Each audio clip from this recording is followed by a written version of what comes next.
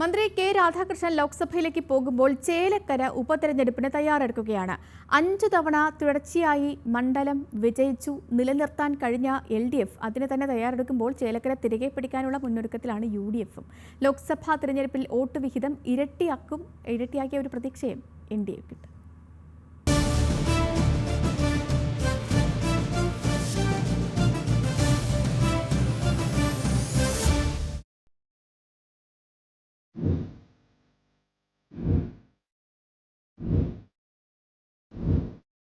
ഇടതുപക്ഷത്തിന്റെ ഇളകാത്ത കോട്ടയായി 25 വർഷമായി നിലനിൽക്കുന്ന ചേലക്കരയിൽ ഉപതെരഞ്ഞെടുപ്പിന് കളമൊരുങ്ങുകയാണ്. കെ രാധാകൃഷ്ണൻ ലോക്സഭയിലേക്ക് തിരഞ്ഞെടുക്കപ്പെട്ടതോടെയാണ് ചേലക്കര ഉപതെരഞ്ഞെടുപ്പിലേക്ക് നീങ്ങുന്നത്.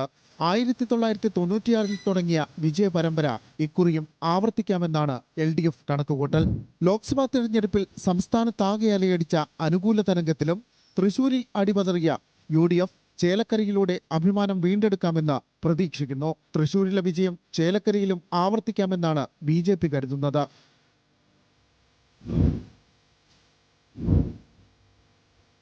മണ്ഡലത്തിൽ മുന്നണിക്കുള്ള ഉറച്ച അടിത്തറയും കെ രാധാകൃഷ്ണന്റെ വ്യക്തിപ്രഭാവവും മുൻ തെരഞ്ഞെടുപ്പുകളിൽ LDFന് കാര്യങ്ങൾ എളുപ്പമാക്കിയിരുന്നു. 83,415 വോട്ടിൽ നിന്ന് ഇത്തവണത്തെ ലോക്സഭാ തെരഞ്ഞെടുപ്പിൽ 60,368 വോട്ടായി വിഹിതം കുറഞ്ഞത് ഇടതു കേന്ദ്രങ്ങളെ ആശങ്കയിലാക്കാം. പക്ഷേ കടുത്ത ഭരണവിരുദ്ധ വികാരം അലയടിച്ചപ്പോഴും 5,173 വോട്ടിന്റെ ലീഡ് ചേലക്കരയിൽ നേടാനായത് മുന്നണി നേട്ടമായി കരുതുന്നു. കെ രാധാകൃഷ്ണൻ പാർലമെന്റിലേക്ക് പോകുന്ന ഒഴിവിൽ മുൻ MLA UR പ്രദീപ് തന്നെ ഇക്കുറിയും സ്ഥാനാർത്ഥിയാകുമെന്നാണ് കരുതുന്നത്. സംസ്ഥാന സെക്രട്ടേറിയറ്റ് അംഗം PK ബിജു, ജില്ലാ സെക്രട്ടേറിയറ്റ് അംഗം TK വാസു തുടങ്ങിയവരുടെ പേരുകളും മണ്ഡലത്തിൽ നിന്ന് ഉയർന്നു കേൾക്കുന്നു. 2021 തുടർഭരണം എന്നത് കേരളത്തിൽ സാധ്യമായി. അപ്പോൾ ലോക്സഭാ തെരഞ്ഞെടുപ്പിൽ കേന്ദ്രത്തിൽ BJPയുടെ അമിത അധികാരത്തിനെതിരെ ജനങ്ങൾ വോട്ട് ചെയ്തു. അവിടെ ഇന്ത്യ മുന്നണി അധികാരത്തിൽ വരണം, അതുകൊണ്ട് ഇടതുപക്ഷം ജയിച്ചാലും കോൺഗ്രസ് ജയിച്ചാലും അവിടെ ഇന്ത്യ മുന്നണിയാണ് എന്ന നിലയിൽ ദേശീയ രാഷ്ട്രീയത്തിൽ ആ നിലയിൽ ചിന്തിക്കുന്ന കുറേ ആളുകളുണ്ട്. എന്നാൽ സംസ്ഥാന തെരഞ്ഞെടുപ്പ് വരുമ്പോൾ ഇടതുപക്ഷ ജനാധിപത്യ മുന്നണിക്ക് അതിൻ്റെ വോട്ട് അതേപോലെ തന്നെ തിരിച്ചു കിട്ടും എന്നതാണ് ഞങ്ങളുടെ വിശ്വാസം. അപ്പോൾ പഞ്ചായത്ത് തെരഞ്ഞെടുപ്പിലും ലോക്സഭാ തെരഞ്ഞെടുപ്പിലും നിയമസഭാ തെരഞ്ഞെടുപ്പിലും ഒക്കെ വ്യത്യസ്ത നിലയിലാണ് ജനങ്ങൾ വോട്ട് ചെയ്യുക. ഈ മണ്ഡലത്തിൽ ഞങ്ങൾക്ക് ജയിക്കാൻ കഴിയും എന്ന് തന്നെയാണ്. സ്ഥാനാർത്ഥി ആരാ എന്നുള്ളത് ഒന്നും നമുക്കിപ്പോൾ പറയാൻ കഴിയില്ല. LDFൻ്റെ സ്ഥാനാർത്ഥി LDF നിശ്ചയിക്കും, UDFൻ്റെ അവർ നിശ്ചയിക്കും, BJP ആരായാലും LDFൻ്റെ സ്ഥാനാർത്ഥി വിജയിക്കും എന്ന് തന്നെയാണ് ഞങ്ങൾക്ക് വിശ്വാസം. UDF സ്ഥാനാർത്ഥിയായി ആലത്തൂർ മുൻ MP രമ്യ ഹരിദാസിന് തന്നെയാണ് കോൺഗ്രസ് ആദ്യ പരിഗണന നൽകുന്നത്. എന്നാൽ KPCC സെക്രട്ടറി NK സുധീർ, ജില്ലാ ജനറൽ സെക്രട്ടറി KV ദാസൻ തുടങ്ങിയവരും സ്ഥാനാർത്ഥി ചർച്ചകളിൽ ഇതിനോടകം ഇടം പിടിച്ചു കഴിഞ്ഞു. കഴിഞ്ഞ തെരഞ്ഞെടുപ്പിൽ മത്സരിച്ച CC ശ്രീകുമാർ 44,015 വോട്ടുകളാണ് മണ്ഡലത്തിൽ നിന്ന് നേടിയത്. ലോക്സഭാ തെരഞ്ഞെടുപ്പിൽ വോട്ട് നില 55,195 ഉയർത്താൻ കഴിഞ്ഞത് UDFന് പ്രതീക്ഷ പകരുന്ന ഘടകമാണ്. കേരളത്തിലെ കഴിഞ്ഞ 2 നിയമസഭാ ഉപതെരഞ്ഞെടുപ്പിലും CPM വളരെ പ്രതീക്ഷയോടുകൂടി നേരിട്ട മണ്ഡലങ്ങളാണ് പുതുപ്പള്ളിയും അതുപോലെ തന്നെ തൃക്കാക്കരയും.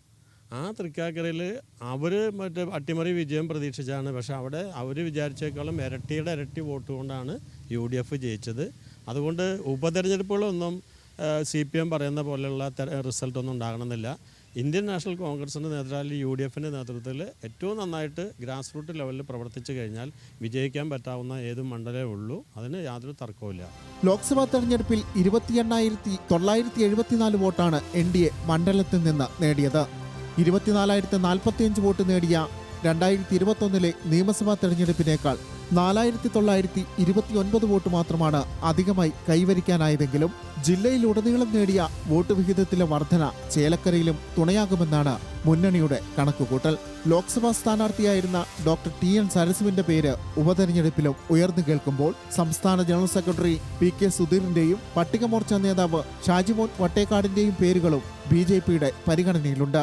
നമുക്കറിയാം, കഴിഞ്ഞ തെരഞ്ഞെടുപ്പ് കേരളത്തിൽ ഭാരതീയ ജനതാ പാർട്ടിയെ സാധാരണക്കാരായിട്ടുള്ള ആളുകൾ അംഗീകരിക്കുന്നു എന്നതിനുള്ള ഏറ്റവും വലിയ ഉദാഹരണമാണ് BJPക്ക് 20% വോട്ട് കേരളത്തിൽ നമുക്ക് കിട്ടിയിട്ടുള്ളത്.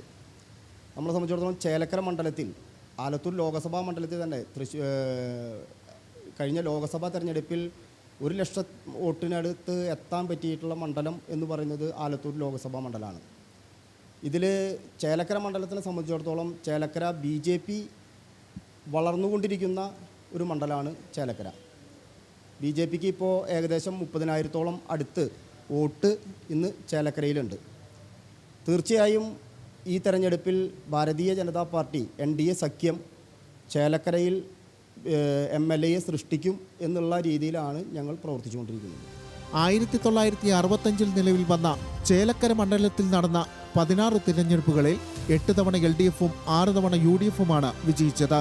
സംസ്ഥാനത്തെ ശക്തമായ മൂന്നാം മുന്നണിയായി മാറിയ NDAയും ഇക്കുറി മത്സരത്തിനിറങ്ങുമ്പോൾ ചേലക്കര ഉപതെരഞ്ഞെടുപ്പ് തീപാറും പോരാട്ടമായി മാറും. ന്യൂസ് മലയാളം, തൃശൂർ.